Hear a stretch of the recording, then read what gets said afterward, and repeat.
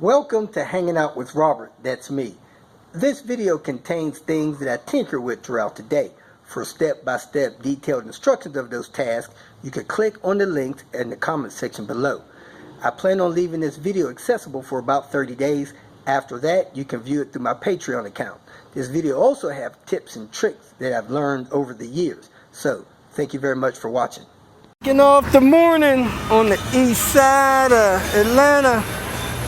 Konya, something like that. Nana's Chicken and Waffle. Gonna have breakfast with my buddy Renee and see what this is like. Our folks kicking off the Tinker Day at Ultimate Benz.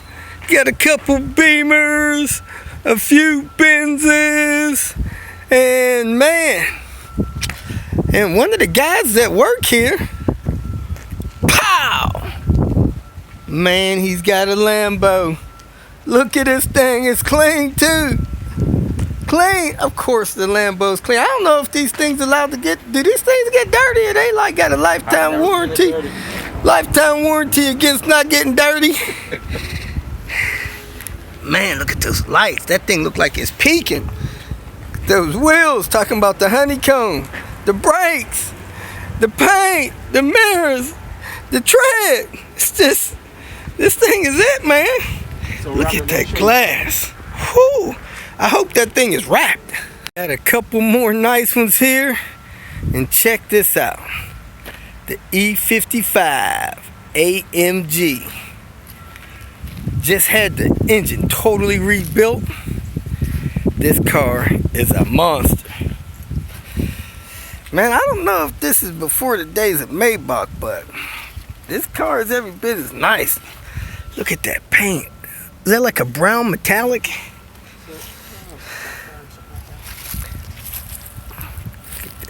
The camera's just gleaming off of that.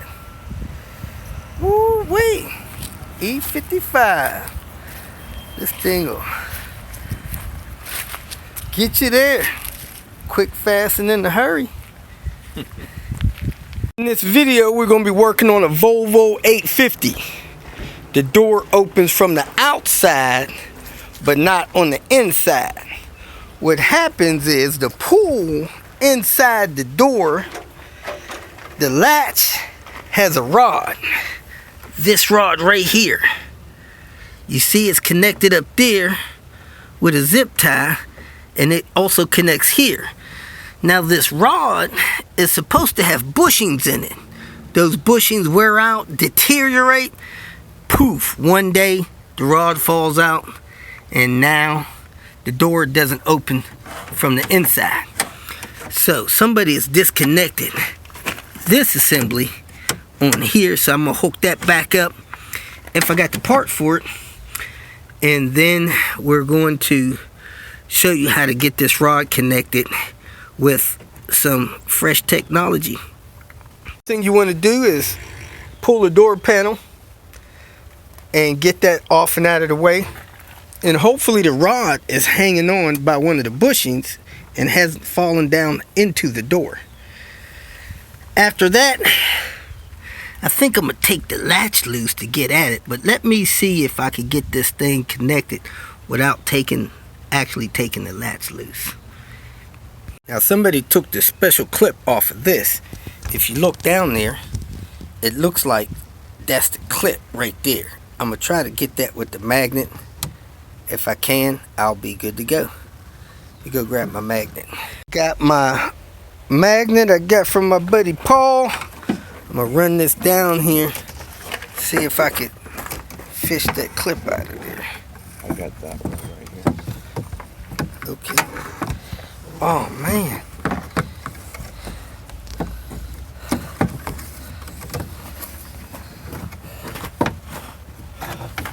Hope I got it down there far enough.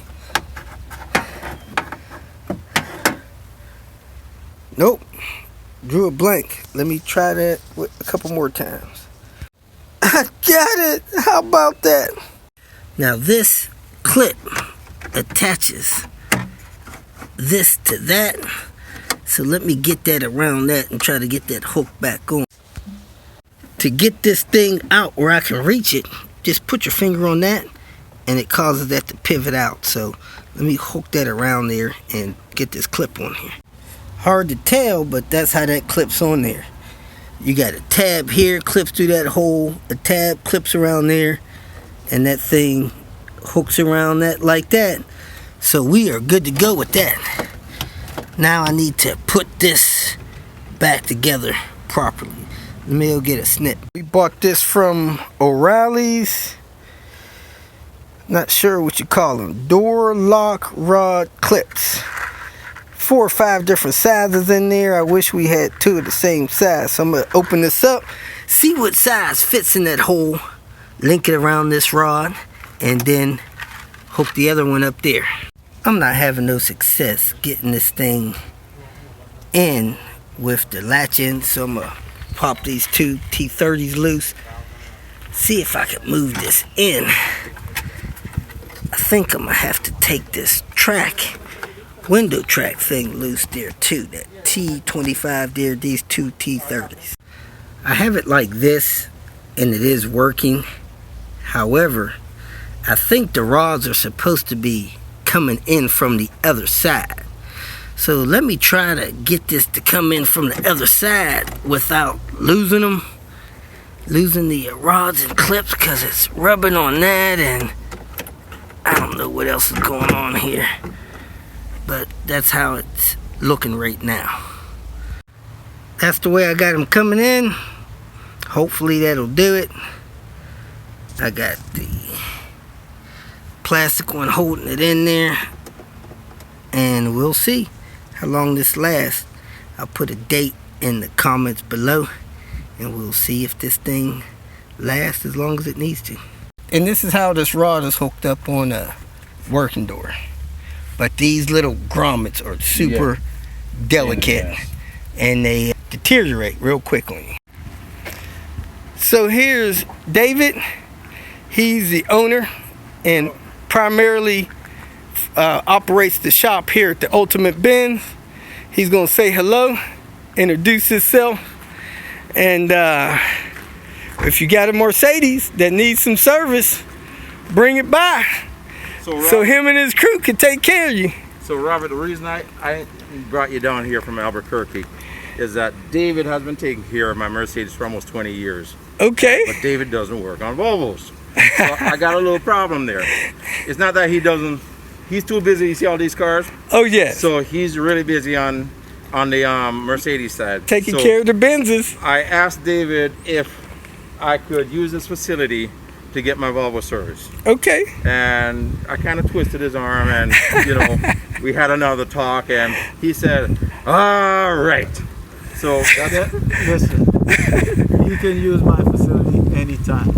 All right. So don't let him fool you. Okay? He's making stories. Okay. So I'm grateful for David allowing me to have you come down here, use the facility, and we got it sorted out. So David is here to say hi to everybody and tell you thank you for coming down. Because so David, how long have you been at this location? Been at this location since 2009. 2009. So primarily servicing Mercedes, or only servicing Mercedes? Only Mercedes. Only Mercedes. So if you need world-class customer service, getting your Mercedes properly diagnosed, properly repaired, you're the man and the place for the job. Ultimate Benz Service Center. Our mantra is premium care, personalized service. All right, so we're going to put that up, let people know if they're in the greater Atlanta, Georgia metro area and they want to get their Benz taken care of. What years kind of do you start at and stop at, or you just do them all? Well, primarily, say from 2005 to current. Okay. We focus on. We can work on older vehicles, but sometimes you bring your older vehicles, and by the time we evaluate them, people will say, "Oh, that's too much money, Dave. We don't want to spend." So, primarily 2005 all the way up to. Okay, so if you got an older Benz, you got to be in love with it, married to it, and don't want a divorce before you bring it over here. Yeah, and make sure you got your cheese ready. Yeah, they're expensive. I mean, it ain't no cheaper but per hour working on an older one than the newer ones. I tell people, no matter how old it is, It still takes me 12 hours to do the job. So make sure you're in love before you call me up and have me come all the way out there, right? Absolutely. Absolutely. Okay. So one last thing, Renee wants to give you Nice. one of these, right? Yes, yes. I love t-shirts. I primarily wear them. That'll be one I'll try not to get dirty. And I'll be proud to wear the rest. Anything you want with it. All right. We said once it's mine, it's mine. All right, all right. We think we got a bad fuel pump. We put a jump wire on. We turn the key to run. If we don't get a burst of fuel out here, the fuel pump is gone. The fuel pump is dead. Okay, so we're gonna go get a fuel pump because we have no fuel pressure on here with the jump wire in and the car on run. Oh man, he got this thing R steering wheel. Looks like it's in good shape. Strip. He got the R door seals. 901s, He's got the computer. R seats front and back. Man, I gotta come back here at night, see if this thing's unlocked. Look at that. Door panel inserts in there. This is a R clone, folks. So here's the pump. The bad fuel has eaten the sock away. So it destroyed the pump. That's not gonna work. Corroding everything in there.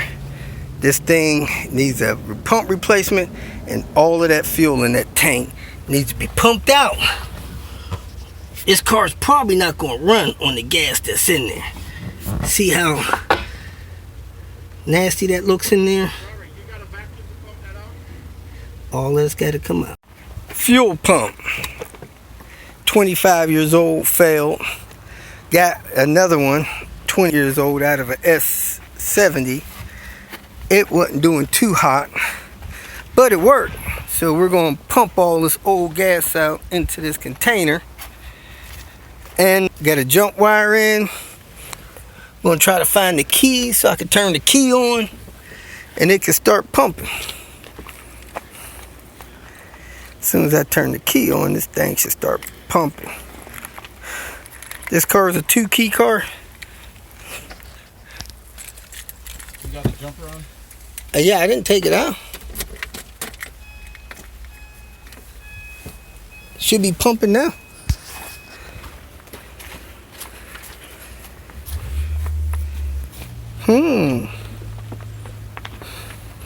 Did we plug it in? Plug the pump in? So we got the pump pumping out this old gas. It's kind of yellow. That stuff doesn't burn good. It's best if you get that out of the car and then get some fresh gas in the tank and then start the car so it'll run better. I don't think it'll destroy the pump in a matter of minutes. I think it destroys the pump when it sits in there for weeks at a time.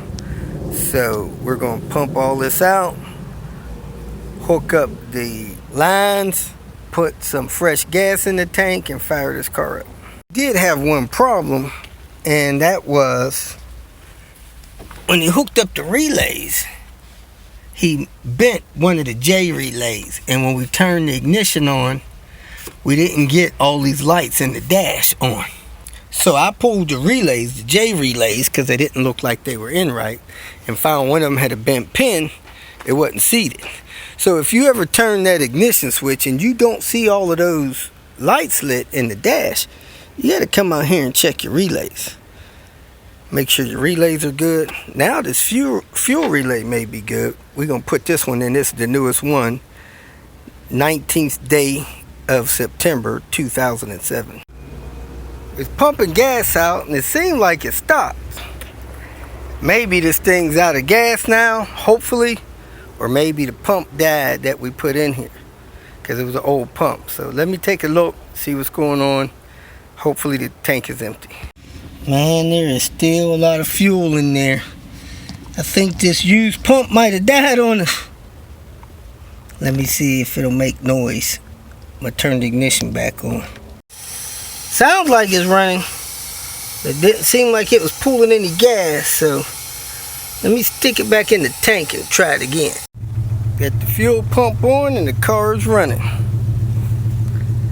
Oh yeah.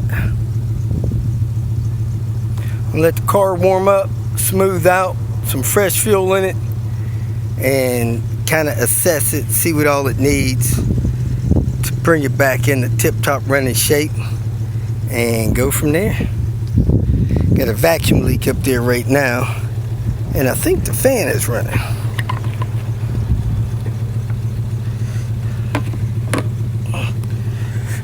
This gas cap on here, seal looks okay.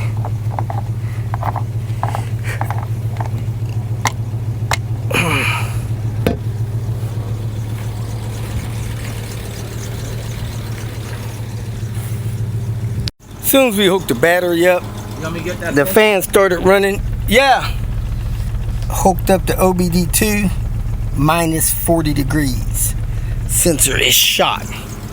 So it's pumping gas. This car is running extremely rich. And that could be a problem with it running right. So probably gonna change the sensor real quick and see what else is going on with this car. We don't wanna running too rich. That jacks up all of your fuel and spark plugs and stuff like that. Looks like somebody put the wrong